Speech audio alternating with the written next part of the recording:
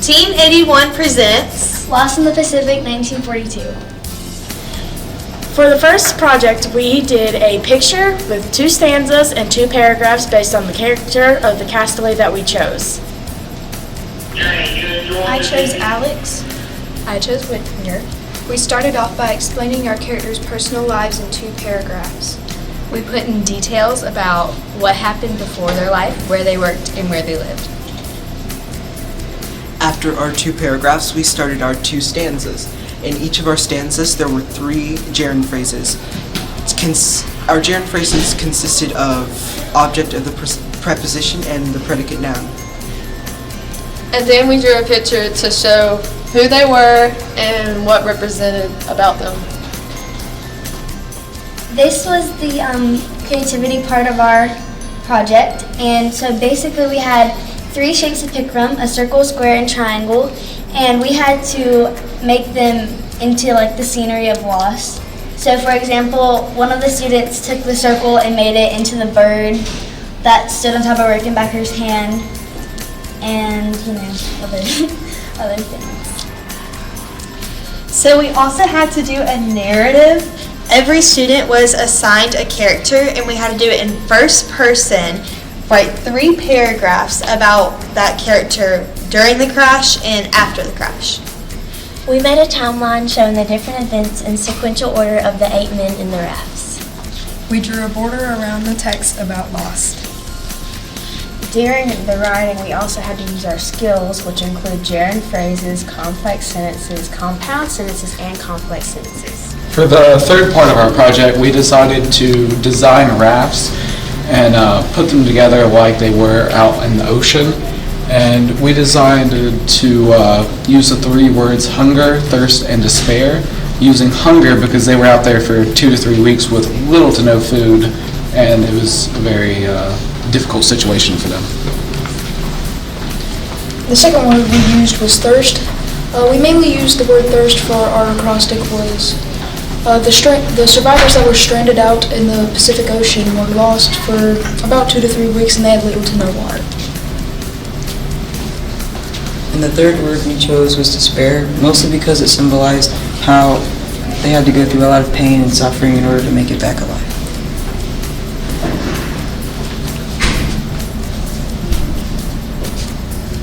In the writing, we explained the different events that happened throughout the story, like when Alex died in the storm that happened. In the 3 acrostics, we made them look like rafts.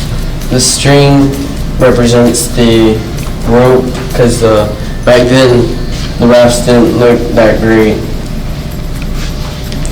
In our 3 raft acrostics, we had put pictures in each raft to represent what they had and what they didn't have.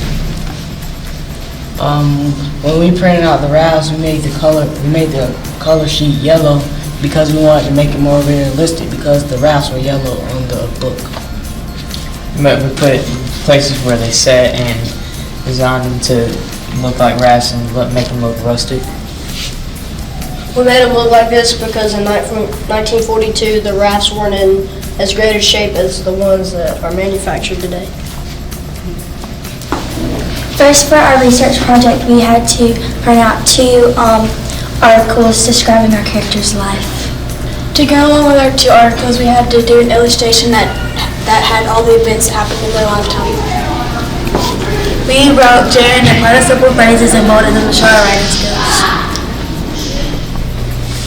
We had to divide up the research into 3 parts, and the first one was about his early life, the second was about his military life, and the third one was about his later life. In order to get the information that we needed for this writing, we had to cite our evidence from websites that we found on the internet. We printed out 2 different articles that helped with our research on our character that we chose. We researched his early life, their later life, their achievement, their goals, their military experiences, and their death, and we put it all together into informative writing on our character. After we did our research report, we drew an illustration describing the important events that happened in the character's life. We drew medals and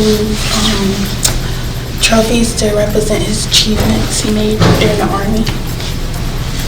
Here we demonstrated how he went to school and his father later died. He became a race car driver and went into the Army.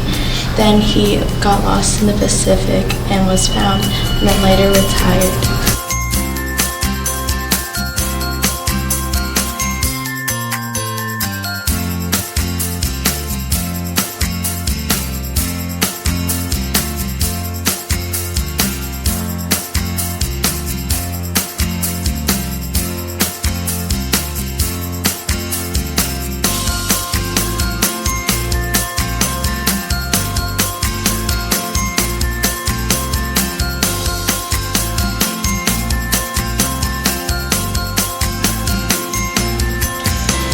Every single student had the choice to pick out of all 5 topics and make a brochure about it. Every single sentence had to have compound, complex, or compound-complex, gerund phrase, or predicate noun, every single sentence. And we all had to put pictures on our 6 pieces of our brochure and have a caption. These are some of the topics that we were able to choose for our brochure. I chose dehydration. So my topics were dehydration, risk of dehydration, symptoms, when to see a doctor, prevention.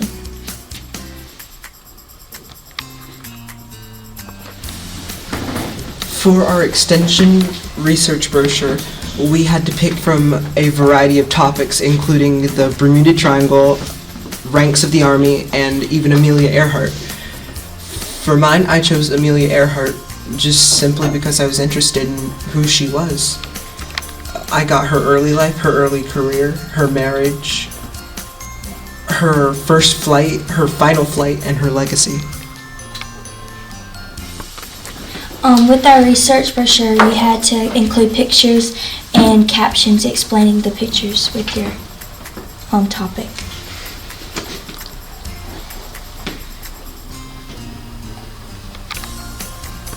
I chose shark migration patterns, and I included the decrease in food causing them to migrate more, and temperature changes, and humans and their effects, and attacks while migrating, and the sharks that live in the Pacific.